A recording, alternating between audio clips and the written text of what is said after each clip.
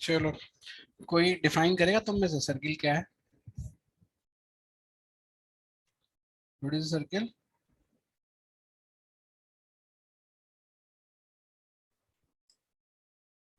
Anyone? बताओ Anshala. Well, maybe enclosed area around the point. Closed. Close figure with no corners and side. ये definition नहीं होगा खुशी, because अगर हम इस वाले फिगर को भी देखें तो दिस डजंट हैव कॉर्नर और साइड। तो ये, लेकिन ये सर्किल है और ये वाला नहीं है। Sir, maybe same distance होगा points. हाँ, Just मतलब हर एक ये point तुम्हें है. बोलना पड़ेगा तुम्हें। और Hmm. और जो मैथमेटिकली बहुत अच्छा डिफिनेशन होता है, एक वर्ड होता है locus of a point. Locus of a point equidistant from us, मतलब एक रेफरेंस पॉइंट। तो जैसे एक पॉइंट यहाँ ले लिया और एक डिस्टेंस ले लिया इस वाले से आर, तो इस आर डिस्टेंस पे इस पॉइंट को हम चलाते जाएंगे, तो जो पाथ क्रिएट होगा वो एक सर्कल है। ठीक है, तो इसको हम सर्कल बोलते हैं। तो जो ये पूरा डिस्टेंस कवर होता है इसको हम सरकमफ्रेंस बोलते हैं। वर्ड याद रखो, तुम पुरानी चीजें बिल्कुल भूल जाओ, जो तुम्हें अभी हम बता रहे हैं उसी को ध्यान रखना, ठीक है? ये जो डिस्टेंस है इसको हम लोग रेडियस बोलते हैं, मतलब जो सेंटर से सरकमफ्रेंस का डिस्टेंस है। और इसी रेडियस को अगर अपोजिट एंड की तरफ भी एक्सटेंड कर दिया जाए तो इसको हम लोग बोलते हैं डायमीटर।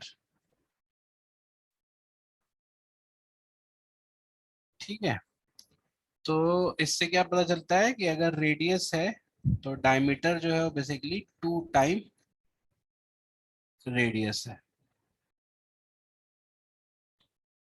तो ऐसा नहीं है कि सर्किल कोई नया फिगर है या रिसेंटली डेवलप, रिसेंटली करने वाला कि 17th सेंचुरी 16th सेंचुरी में, ऐसा नहीं है। तो circle has been existed since very long. जब से ह्यूमन बीइंग ने व्हील का इन्वेंशन किया होगा तब से सर्किल एग्जिस्ट करता है, समझे? तो उस समय से लोगों ने सर्किल को समझने की, जानने की कोशिश की। And the first observation that everyone got was कि उनका एक ऑब्जर्वेशन ये था कि for a circle of any size, है ना, कैसा भी सर्किल हो कहीं पे भी हो, उनके सरकमफ्रेंस का और डायमीटर का रेशियो जो है is always same and which is equal to pi. ठीक है, अब तुम्हें ये ध्यान रखना है कि पाई जो है यहाँ पे it's not a fix quantity. मतलब जैसे हम पाई को ऐसे बोल तो देते हैं कि pi is equal to 22/7, but ये, या फिर अगर हम 3.14 बोलते हैं, तो ये जो फिगर है ये अप्रोक्सीमेटेड फिगर है। Pi can not be written in p by q format, क्योंकि पी बाई क्यू फॉर्मेट होगा तो वो रेशनल नंबर हो जाता है। मैं थोड़ा सा यहाँ रेशनल नंबर इरेशनल नंबर बोल रहा हूँ, तुम्हें नहीं भी समझ में आया तो कोई बात नहीं है, but pi is not a rational number. तो तभी तुमने देखा होगा कि वो लाइफ ऑफ पाई में या कभी भी पाई के बारे में डिस्कशन की जाती है तो 1 4 2 ऐसे करके कुछ कुछ कुछ कुछ आगे बढ़ता जाता है and it goes till infinite. तो ये जो पॉइंट्स आगे बढ़ रहे हैं वो उसके रिलेवेंस ये है कि जितना बड़ा सर्किल लोगे वो उतने पॉइंट्स में आगे बढ़ता जाएगा। ठीक है, तो basically for a circle this ratio is always same and it is called pi. And just to make you clear or make you remember, pi is a irrational number. irrational number का मतलब होता है कि it can't be written as p by q format। जो p by q format में हम इसको लिख देते हैं 22/7, दिस इज अप्रोक्सीमेटेड। ठीक है, ये याद रहेगा तुम लोगों को? बोलो। Yes, sir. गुड। तो ये जो है, ये जो रेशियो है, ये this automatically gives you first formula which is circumference of a circle is pi into d and it will ultimately be 2 pi r, क्योंकि d का तो क्या होता है, d जो है वो 2r होता है। तो उसको हमने बस नंबर न्यूमेरिकल वैल्यू को पहले, जो पाई वैल्यू है जो कि कांस्टेंट है उसको बाद में, और r जो है वो वेरिएबल है उसको बाद में रखा, इसलिए इसको पाई 2r ना लिख के 2 पाई r लिखते हैं। ठीक है, कई बार इससे भी बच्चे कंफ्यूज हो जाते हैं। तो पाई d इज 2 पाई r, हम इसको पाई 2r भी लिख सकते थे, बट वो पैटर्न नहीं है लिखने का। पैटर्न ये है कि पहले न्यूमेरिकल फिर कांस्टेंट और फिर वेरिएबल, ऐसे करके हम लिखते हैं। तो 2 पाई r हो गया, ये हो गई हमारी सर्किल। अब इसी के साथ हम इसका एरिया भी समझ लेते हैं। सर्किल का जो एरिया होता है, अगर हम उसको विजुलाइज करें सर्किल को, कि अगर एक सर्किल है उसको हम 4 टुकड़ों में बांट दें, ठीक है, तो 4 टुकड़ों को हम अगर ऐसे अरेंज करके लिख दें, तो ये कैसे लिखा जाएगा, मतलब लिख नहीं दें, ड्रॉ कर दें, तो 2 ऊपर में 2 नीचे में, तो कर्व्ड यानी कि सरकमफ्रेंस का आधा ऊपर आ जाएगा और आधा नीचे आ जाएगा। तो आधा को हम पाई आर और आधा नीचे वाले को pi r, because this is 2 pi r, तो हाफ ऊपर और ये साइड वाला आर आर हो जाएगा। तो सिमिलरली अगर if you divide it in multiple parts, बहुत सारे पार्ट्स में डिवाइड करते हैं, तो ये अगर उसको हम ऐसे ऐसे रख देंगे, तो ये ऐसे ऐसे ऐसे ऐसे ऐसे ऐसे ऐसे ऐसे ऐसे हो जाएगा, और it will be like this. तो फिर से ये आधा ऊपर आधा नीचे है, तो पाई आर ऊपर पाई आर नीचे और साइड वाला आर, और फिर इसको इनफाइनाइटली स्मॉल कर दें, तो ये क्या हो जाएगा, ये ऊपर वाला जो है वो सीधा सीधा हो जाएगा, लाइन स्ट्रेट लाइन आ जाएगा, ऊपर आपका पाई आर, नीचे पाई आर, और साइड वाली फिगर पाई आर। तो ये आपका रेक्टेंगल बन गया, और इसका एरिया कितना हो जाएगा बताओ,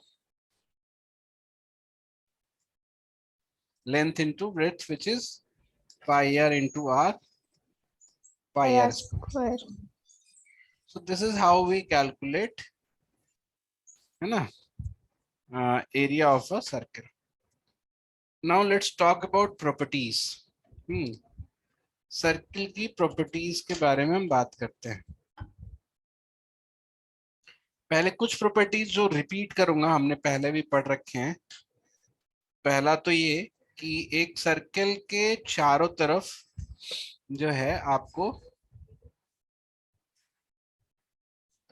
अगर 360 डिग्री का एंगल बनता है, जैसे इस रेडियस को मूव करें, तो अगर तुमसे कोई पूछे कि अगर ये एंगल जो है 120 है, और इसको हम लोग बोलते हैं, जो 2 पॉइंट के बीच में जो सरकमफ्रेंस का पार्ट होता है, इसको बोलते हैं आर्क, और ये ए और बी है।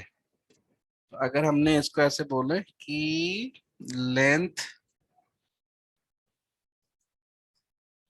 ऑफ आर्क ए बी, अगर ये रेडियस आर है, तो लेंथ में हम इसको क्या करेंगे कि चूंकि पूरे एक 360 डिग्री पे आपका पूरा सरकमफ्रेंस है, तो इसको हम क्या करेंगे, जितना एंगल उतना पार्ट आपका सरकमफ्रेंस। तो 120 बटे में 360 इंटू 2 पाई आर, है ना। तो ये आपको ऐसे ही ध्यान रखना है। और अगर हम जैसे इसमें जो भी, अगर थीटा 120 की बजाय एक नॉर्मल चीज होता, थीटा होता, तो उस वाले लेंथ का क्या होता है, theta divided by 360 into 2 pi r. Similarly area of this segment, इसको अगर हम सेगमेंट बोलते हैं, या pie, sorry, area of the pie, area of the pie, तो वो भी वही कि 360 डिग्री में पूरा एरिया कवर्ड है, तो थीटा में कितना एरिया कवर होगा, तो theta divided by 360 into pi r square. ये आपको ध्यान रखना है, ये आपको वहां पे भी काम आएगा पाई चार्ट बेस्ड टीआई में। ठीक है,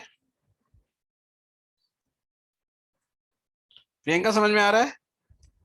सर ये वाला वापस रिपीट कर दो, एरिया ऑफ पाई। जो एरिया ऑफ पाई कहने मतलब क्या है, कि देखो, जैसे ये पूरा सर्कल है, ये उस पे पूरा 360 डिग्री का बना हुआ है, तो इसको आधा आधा कर देंगे तो 180 डिग्री पे आधा सर्कल बन जाएगा ना तुम्हें। हाँ तो मतलब जितना एंगल है उतना ही पार्ट तुम्हें मिलेगा ना। हाँ सर।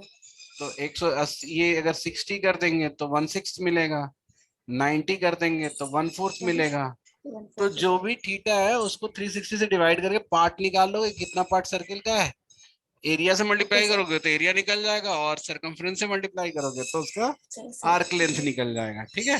सर और दूसरी चीज ये सर कि ये जो होगा मतलब बोलो बोलो। जो आर जो आर मतलब ये जो आर्क बनाएगा उसको हम क्या बोलेंगे उस एरिया को? पाई बोलेंगे, मतलब सेगमेंट ऑफ द सर्किल भी बोलते हैं, पाई ऑफ द सर्किल बोलते हैं, है ना। हेलो।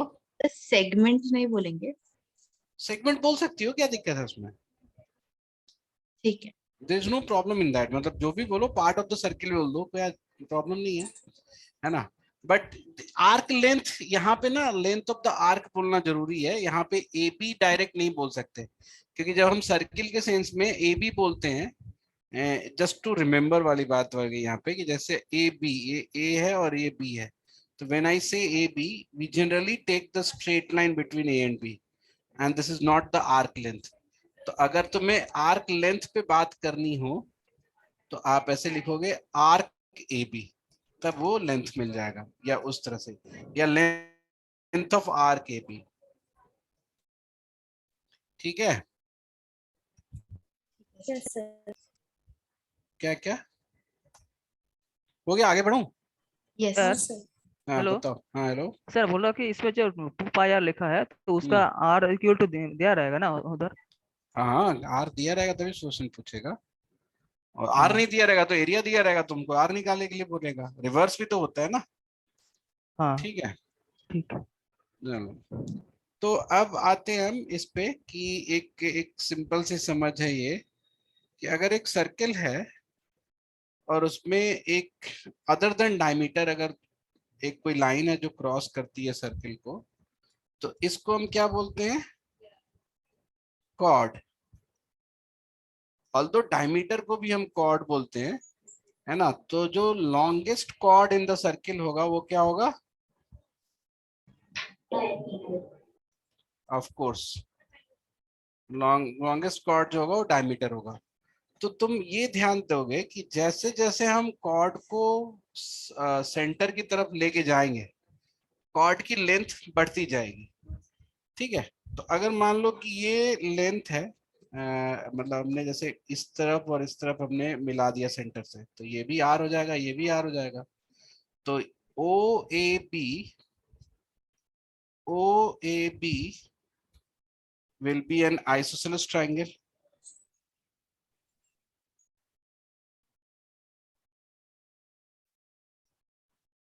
तो क्या है कि अगर आप O से परपेंडिकुलर डालोगे तो ये आपका हो जाएगा मिड पॉइंट।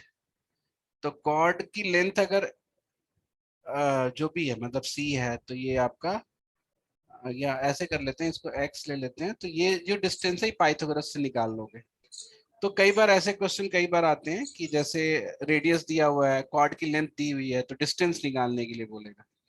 तो जैसे मान लो एग्जांपल हम तुम्हें बताते हैं कि एक एक सर्कल है, उसकी रेडियस जो है वो 5 है ना, और कॉर्ड की लेंथ 8 है, तो उसका डिस्टेंस कितना होगा बताओ। तो आप क्या करोगे कि ये 5 है, तो आप ये ट्राइंगल बनाओगे, ये मतलब परपेंडिकुलर गिराओगे, तो ये आपका 4 और ये 4 हो जाएगा। और फिर ये वाली लेंथ निकालने के लिए, चूंकि ये परपेंडिकुलर ट्राइंगल है ना, राइट एंगल ट्राइंगल है, तो इसको पाइथागोरस से निकालेंगे। तो root under 25 minus 16 which will be 3, है ना। समझ में आ रहा है तुम लोग, बताओ। हाँ सर। सर मतलब जो रेडियस, यस रेडियस, रेडियस से जो परपेंडिकुलर ड्रॉ करेंगे कॉर्ड पर वो हमेशा बाइसेक्ट करेगा दोनों। हाँ, क्योंकि क्योंकि अल्टीमेटली ये आइसोसेलेस ट्राइंगल है ना, इसलिए। ठीक है। And this will actually help you to gain another property, which is कि अगर हम मान लो कि एक एक सेंटर है और एक कॉर्ड जो है ना पैरेलली हम अंदर लाते जा रहे हैं नीचे की तरफ, तो हर बार जब हम परपेंडिकुलर गिराएंगे तो बीच में होता जाएगा। तो लास्ट वाली कॉर्ड समझो कि कॉर्ड नहीं है, वो सर्कल को टच करते हुए जा रहा है, तो वो भी तो उसको बीच में ही काटेगा, तो सेम पॉइंट। है ना, अगर 2 पॉइंट भी है तो उसके बीच में रहेगा। तो इसी हिसाब से तुमने क्या मिला कि the radius will always be perpendicular to tangent. तो ये वाला जो रिजल्ट है इसको भी हम लोग एक्सियोम के केस मतलब टाइप से रखेंगे। ये सेल्फ प्रूव्ड है, I just made you think कि ऐसे हम इसको देख सकते हैं। रुक जाओ जरा सा, होल्ड करो।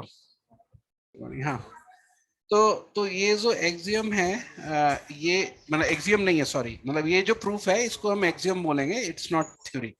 तो नाउ यू नो कि टेंजेंट जो होता है वो रेडियस पे परपेंडिकुलर होता है, या रेडियस जो है वो टेंजेंट पे परपेंडिकुलर होगा।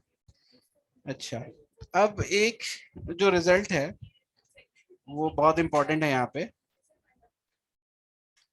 कि चूंकि कॉर्ड के ही केस में बात करेंगे, जैसे कॉर्ड बोल दें या फिर 2 पॉइंट ऑन द सर्किल बोल दें, है ना। तो अगर हम कॉर्ड भी बोलते हैं तब भी, और 2 पॉइंट ए और बी लेते हैं तब भी, तो basically this chord divides the circle in 2 parts. एक को major part of the circle, एक minor part of the circle, ऐसे कुछ भी टर्म ले सकते हो, है ना। तो इसको देखोगे तो ये सेंटर पे एक एंगल बनाएगा, ऑफ कोर्स कोई भी कॉर्ड है तो। और अगर हम किसी एक साइड की ही बात करें, जैसे मेजर पार्ट की बात करें, तो we can have multiple angles जो कि सरकमफ्रेंस पे एक मतलब पॉइंट लेके हम बना सकते हैं थ्रू ए एंड बी। तो व्हाट हैपेंस हियर कि all the angles which are being made on one side of the circle through a chord will always be equal। अगर एक की वैल्यू जो है अगर थीटा है तो दूसरे की वैल्यू भी थीटा होगी, यानी सबकी वैल्यू थीटा होगी, and this will be half of the angle made at circle. तो इसको इसको याद रखने के लिए ऐसे लिखोगे, angle on circumference is half the angle on center। But तुम्हें ये भी ध्यान रखना है कि एक ही साइड की बात हो रही है, मतलब जिस साइड में सरकमफ्रेंस है उसी साइड में मतलब उसी साइड का वो लिया जा रहा है, सेंटर का भी एंगल लिया जा रहा है, मतलब सेम साइड वाला। तो ये तुम्हें हो गया कि ये अगर 2 थीटा है तो ये थीटा होगा। इसको प्रूफ करना इज वेरी इजी, है ना। मैं तुम्हें बहुत ब्रीफ में कर दे रहा हूँ यहाँ पे प्रूफ। ये this is not an axiom, ये तुम इसको you can treat it as a what theorem. मैंने ये वाला एंगल तो तुम्हें पता ही है, लेना ही लेना है, और मैंने एक पॉइंट ले लिया, मान लो यहाँ पे, रैंडमली कहीं पे ले सकते हो लेकिन मैंने यहाँ ले लिया, and since I am not defining the point तो इसको रैंडम पॉइंट हम बोलेंगे। यहाँ तक दिक्कत है किसी को, बताओ। सो मैंने एक रैंडम पॉइंट लेके आई मिला दिया, मैंने इसको ए बी, है ना, जस्ट सेकेंड, और मैंने सेंटर से इसको मिला दिया। तो अब तुम्हें क्या पता है कि ये आर है, ये आर है, तो ये भी आर होगा, और ये थीटा बराबर होगा, होगा ना।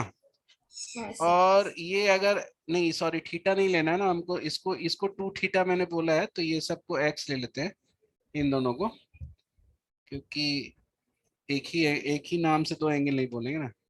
ये एक्स ले लिया, और इसको मैंने वाई और वाई ले लिया। तो अब तुम्हें पता है कि ये वाला जो एंगल होगा वो 180 माइनस 2x होगा, ये वाला जो एंगल है वो 180 माइनस 2y होगा। तो 180 minus 2x plus 180 minus 2y plus 2 theta, ये सब मिलके कितना हो जाएगा? 360। ये तुम्हारा कट गया, और ये हो जाएगा तुम्हारा 2 theta is equal to x plus y, मतलब 2x प्लस 2y। तो theta is equal to x plus y. तो देख रहे हो, ये अगर 2 थीटा है तो ये तुम्हारा थीटा होगा, यानी हाफ हो गया. So this is how we proved it. इसको याद रखने का तरीका तो उसमें बता ही दिया कि एक ही हाफ में. लेकिन इस रिजल्ट से एक बहुत एडवांटेज मिलता है. अच्छा इसी सॉरी एक चीज और मैं बता रहा हूँ. Same result will you will get in other half other part of the circle. जैसे मान लो कि ये मेरा ए बी था, है ना, और मैंने ये बोला कि यहाँ पे एक पॉइंट लेके मैंने ऐसे एंगल बना दिया.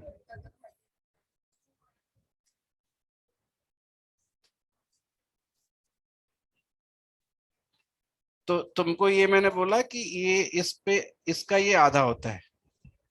तो जैसे ये मान लो थीटा है तो ये 2 थीटा होगा. सिमिलरली इस साइड जो एंगल बनता है वो भी हाफ होगा. तो जैसे मान लो इसको हमने बोल दिया फाई, तो ये इस साइड पे सेंटर का एंगल है ना उसका आधा होगा, यानी कि ये 2 फाई हो जाएगा. तो अब मुझे देखो कि ये अगर इस पॉइंट को हम लोग सी बोल दें या चलो पी बोल देते हैं और ये क्यू बोल देते हैं. तो पहले तो ये देखा जाए कि 2 theta plus 2 phi is equal to 360. तो थीटा प्लस फाई कितना होगा? 180 होगा. 180. तो ये तुमको एक रिजल्ट मिल गया. इसको हम कंसिडर कर सकते हैं जैसे A P B Q. A P B Q we can consider this as a cyclic quadrilateral.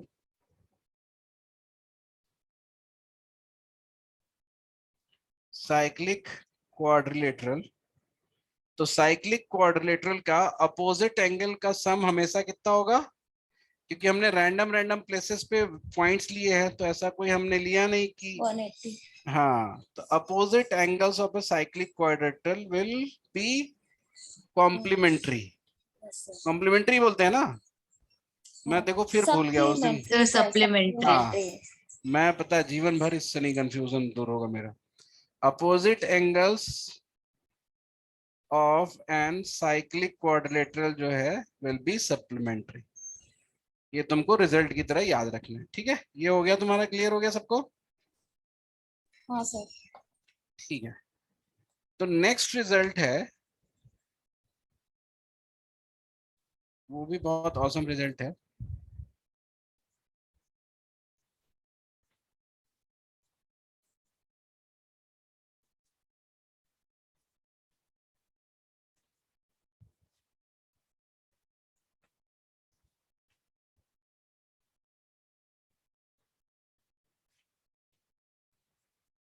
एक सेकंड.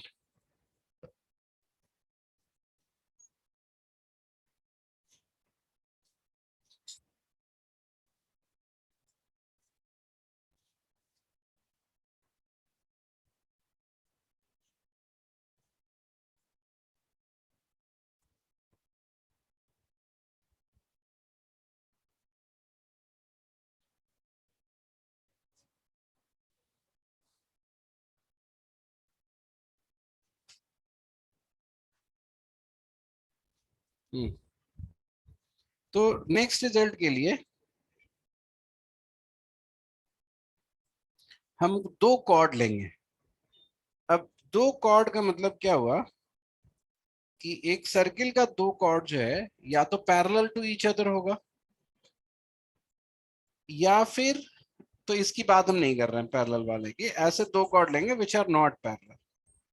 तो if they are not parallel तो they will meet at some point. जैसे एक कॉर्ड मैंने ये लिया और एक कॉर्ड ये लिया, तो इसको बढ़ाएंगे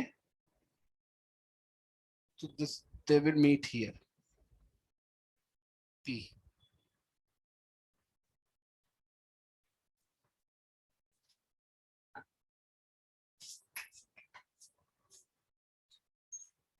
P.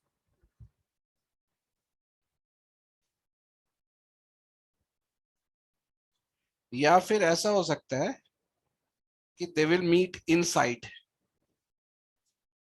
तो A B C D, A B C D. ठीक है. इस दोनों ही केस में एक बहुत unique property you get here is P जो मीटिंग पॉइंट है, पी दोनों जगह, पी से ए का डिस्टेंस और पी से बी का distance, P A into P B for first chord will be equal to P C into P D. इसको एकदम याद कर लेना, कोई इसका प्रूफ नहीं दे रहा मैं, इसको एकदम ध्यान रख लेना फॉर द टू कॉर्ड्स। और इसका एक एक्सटेंशन ये है इसी का कि मान लो एक तो कॉर्ड है ना, जैसे मान लो कि एक तो कॉर्ड था जैसे ए बी, और एक जो है वो टेंजेंट हो गया, मतलब कॉर्ड जो है ऊपर जाते जाते बाहर निकल गया। तो टेंजेंट हो गया तो इसको क्या मतलब हो गया, इसको सी और डी एक ही पॉइंट पे आ गया, मतलब अगर सी डी ऐसा था तो यहाँ पी पे मिलता है, ये ऊपर जाता चला गया, ऊपर यहाँ आ गया। तो इस केस में क्या हो जाएगा, P A into P B is equal to P C into P D, ये भी रहेगा बट यही है P C and D points are together, तो वो एक ही पॉइंट पे स्क्वायर हो जाएगा। सर जब कॉर्ड से बाहर चल जाएगा तो क्या चीज? सर जब ये कॉर्ड से बाहर चल जाएगा, बाहर नहीं, टेंजेंट रहेगा, जब टेंजेंट होना जरूरी है, ठीक है। हाँ सर। तो ये आपको ध्यान में रखना है। सर ये पीसी स्क्वायर कैसे हो गया? मतलब हाँ सी और डी सर। एक ही जगह पे आ गया ना, तो या तो पीसी इंटू पीडी बोलो, तो सी और D are at same point, तो पीसी स्क्वायर बोल दो या तो उसको पीडी स्क्वायर बोल दो, सर ठीक है। तो पीसी और पीडी की लेंथ थोड़ी सेम है। सेम कैसे नहीं होगी, जैसे मैं यही तो बोल रहा हूँ ना कि ये जो कॉर्ड है सी डी, ये अगर ऊपर शिफ्ट होते होते टेंजेंट बन जाए, तो टेंजेंट बन जाएगा तो दोनों पॉइंट एक ही जगह आ जाएंगे ना। हम उसके लिए भी तो टेंजेंट जो है रेडियस पे परपेंडिकुलर होने के लिए भी तो ऐसे ही किया था ना मैंने, कि इस कॉर्ड को नीचे लेते गए लेते लेते गए, तो ऐसा हो गया कि ये जो कॉर्ड जो मिडिल हो रहा है होते होते ये टच कर गया, तो मिडिल भी यही रहेगा, वो सिंगल पॉइंट ही मिडिल हो जाएगा। तो वही बात हो गई कि दोनों पॉइंट ओवरलैप हो गए ना, ठीक है Anshula, is it okay? Yes बोलो, ठीक है। तो अब इसके बाद, हाँ, और रुको रुको, एक इससे पहले जो हमने पढ़ा था उसका एक छोटा सा एक्सटेंशन है। इससे पहले कौन सी प्रॉपर्टी पढ़ी थी मैंने, कि किसी भी सर्किल पे कॉर्ड जो है, कॉर्ड या कोई भी दो पॉइंट जो सेंटर पे एंगल बनाएगा और जो सरकमफ्रेंस पे एंगल बनाएगा, इसके बीच में क्या रहता है कि अगर ये थीटा है तो ये 2 थीटा होगा। Yes sir. तो अगर कॉर्ड को हम डायमीटर कर दें, कॉर्ड को डायमीटर कर दें तो क्या हो जाएगा, सेंटर का एंगल जो है वो 180 हो जाएगा, यानी सरकमफ्रेंस पे कोई भी एंगल बने वो सारे एंगल्स कितने होंगे, 90 के, 90 क्योंकि हाफ होगा। तो इसको हम बोलते हैं ऐसे याद रखने के लिए, angle of a semi circle is always 90, ठीक है। तो ये सारे राइट एंगल ट्राइंगल होंगे, इसी का रिवर्स और वाइस वर्सा, तुम कोई एक राइट एंगल ट्राइंगल ले लो, तो हम इस हाइपोटेनस को डायमीटर मान के अगर हम सर्किल खींचे तो यू विल ऑलवेज गेट कि तीसरा वर्टेक्स जो है ना, वो उस सर्किल पे ही लाई करेगा, तो जो हाइपोटेनस का हाफ है वो आपका रेडियस हो जाएगा, and it will be equi distance. अगर मिडिल पॉइंट से हम तीसरे वर्टेक्स को मिलाएं तो वो भी हाइपोटेनस का हाफ यानी कि रेडियस होगा। तो जैसे मान लो अगर सर्किल नहीं भी ड्रॉ किए हैं और मैंने एक राइट एंगल ट्राइंगल बना दिया और मैंने बोल दिया कि जैसे ये 3 है और ये 4 है, अब मैंने बोला कि ये अगर मिड पॉइंट है तो इस वाली लेंथ कितनी हो जाएगी बताओ। तो तुम क्या करोगे, 3 और 4 से हाइपोटेनस निकालोगे 5, एंड यू नो कि राइट एंगल ट्राइंगल है तो इसका मिड पॉइंट हाफ हाफ हो जाएगा 2.5, और Yes, वही sir. रेडियस होगा जो सर्किल हम ड्रॉ करेंगे, तो ये भी 2.5 हो जाएगा, ठीक है। Yes, sir. तो ऐसे कभी कभी क्वेश्चन आ जाता है। सर मुझे ये सेमी सर्कल ट्रायंगल कैसे आया समझ?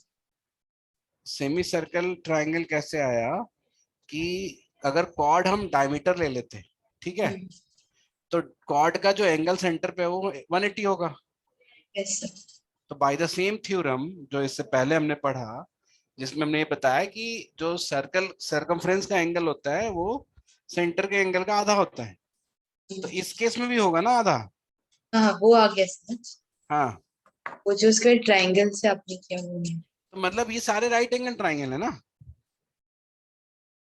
मतलब किसी भी ट्राइंगल को हम बनाओ, किसी भी जगह से अगर तुम एंगल बनाओगे तो ये राइट एंगल ट्राइंगल कंसीडर किए जा सकते हैं। तो इसका रिवर्स मैंने बोला कि ये ट्रू होता है कि अगर एक राइट एंगल ट्राइंगल ले लो और उसके हाइपोटेनस को डायमीटर मान करके अगर सर्किल खींचो तो वो तीसरी वर्टेक्स से होके ही जाएगा, क्योंकि यही एंगल राइट एंगल होंगे, इसके अलावा नहीं होगा। जैसे मान लो सर्किल में अगर एक डायमीटर है,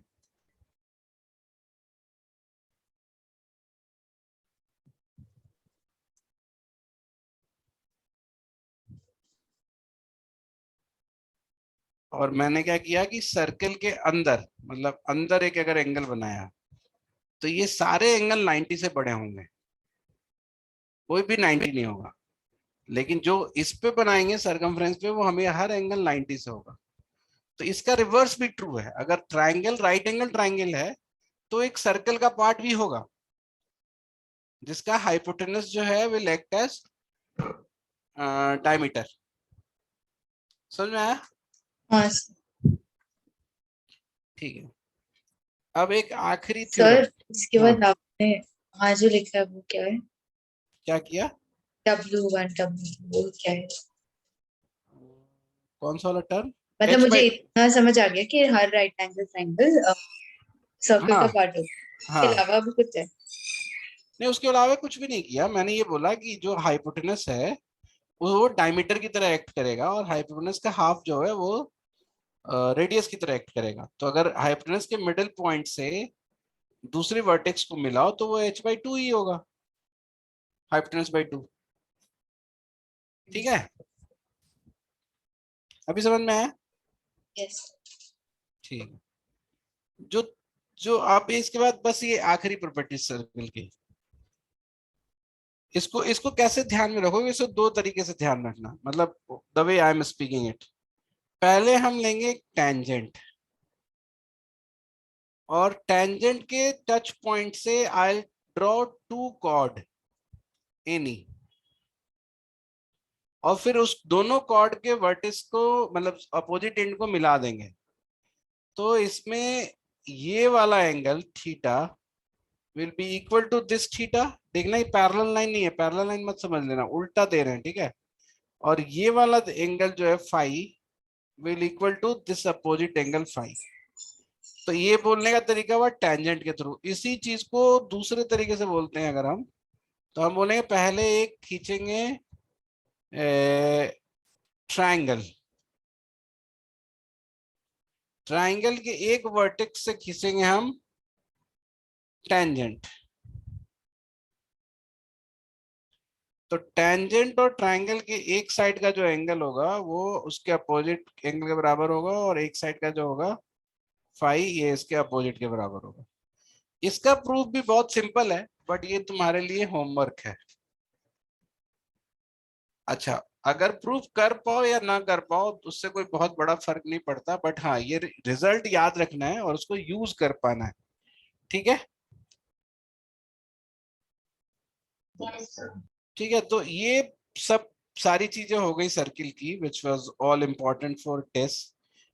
एक्स्ट्रा लेवल पे कुछ भी थ्योरेटिकल बहुत ज्यादा फर्क नहीं पड़ेगा, and there will be some concepts जो कि ट्रायंगल के सेंटर से डिराइव होगा, वो हम आपको अगली क्लास में कराएंगे। Although I was thinking to finish it today, है ना, बट नहीं करेंगे ऐसा क्योंकि प्रताप सर की क्लास होनी है अभी, है ना।